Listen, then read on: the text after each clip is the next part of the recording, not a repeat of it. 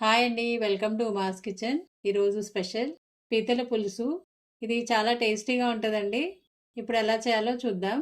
నేను 1 కేజీ పీతలు తీసుకున్నా అండి. ముందుగా పీతల్ని క్లీన్ చేసుకోవాలి. చూడండి, వీటి కాళ్ళు.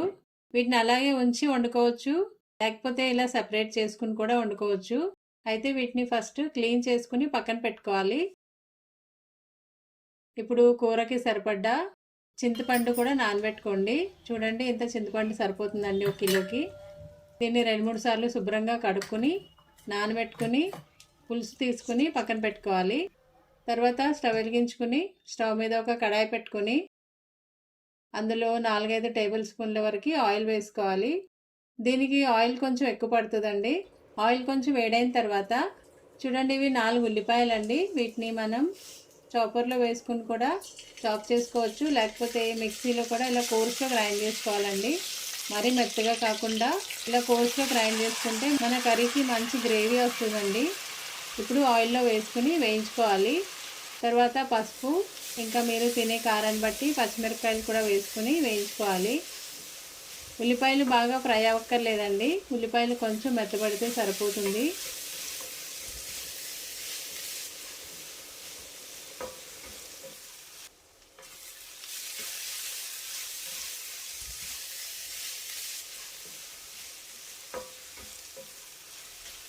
చూడండి, ఉల్లిపాయలు ఇంతవరకు వేగితే సరిపోతుంది. ఇప్పుడు అందులో 1.5 స్పూన్ అల్లం వెల్లుల్లిపాయ పేస్ట్ వేసుకోవాలి. తర్వాత కారం వేసుకోవాలి. నేను 3 స్పూన్లు వేస్తున్నా అండి. మీరు తినేదాన్ని బట్టి మీరు వేసుకోండి.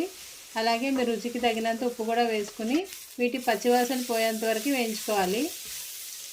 చూడండి, కడాయికి అడుగు మాడుతుందండి. అందుకే నేను కొంచెం వాటర్ వేసుకుంటున్నాను. కొంచెం వాటర్ వేసుకొని మొత్తం ఒకసారి కలుపుకొని ఫ్రై చేసుకోవాలి. ఆయిల్ సెపరేట్ అయ్యేంత వరకు ఫ్రై చేసుకోవాలండి. చూడండి, ఆయిల్ సెపరేట్ అవుతుంది. ఇప్పుడు అందులో మనం కడిగి పెట్టుకున్న పీతలు వేసుకోవాలి.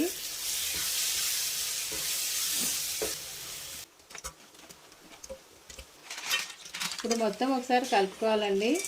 పీతలు ఇంకా మసాలా అంతా బాగా కలిసిపోయేంత వరకు కలుపుకోవాలి. మొత్తం ఇలా కలిసిపోయిన తర్వాత మూత పెట్టుకొని సిమ్లో ఒక 10 నిమిషాలు ఉడకనివ్వాలండి. మధ్య మధ్యలో 2-3 సార్లు ఇలా కిందకి పైకి కలుపుతూ ఉండండి. ఇలా కలిపితే అన్ని ముక్కలకి మసాలా అంతా బాగా పడుతుందండి.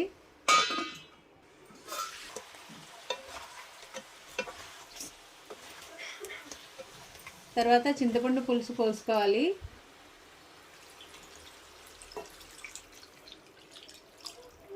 మొత్తం ఒకసారి కలుపుకోవాలండి.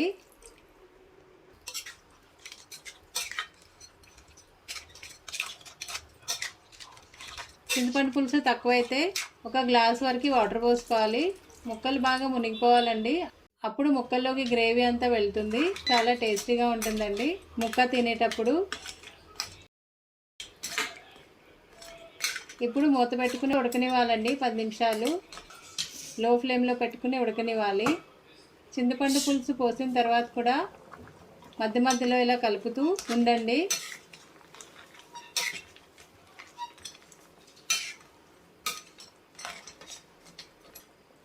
ఒకసారి టేస్ట్ చూసుకోండి. సాల్ట్ తక్కువైతే ఇప్పుడే కొంచెం కలుపుకోవచ్చు. నాకు కొంచెం సాల్ట్ తక్కువైందండి, అందుకే కొంచెం వేసుకుంటున్నా. ఇప్పుడు మొత్తం ఒకసారి కలుపుకొని మళ్ళీ మూత పెట్టుకొని 2 నిమిషాలు ఉడకనివ్వాలి.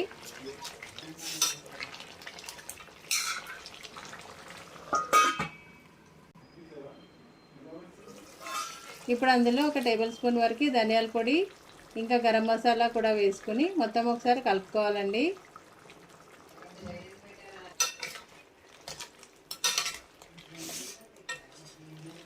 మొత్తం ఒకసారి కలుపుకొని 2 నిమిషాలు ఉడకనివ్వాలి.